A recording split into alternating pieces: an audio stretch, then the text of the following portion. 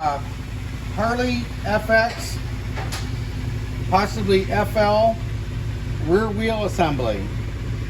It's date coded 3/77, made in USA. It's a Firestone rim, and the spokes appear to be genuine in my opinion. I think this is all genuine. Rim's not perfect, but it's pretty nice. Chrome's not quite perfect, but you definitely get you down the road, that's for sure. Hub looks like it's in good shape. Couple spokes are gooned.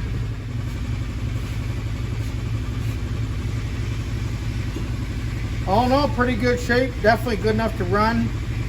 Be a great wheel for an unrestored bike.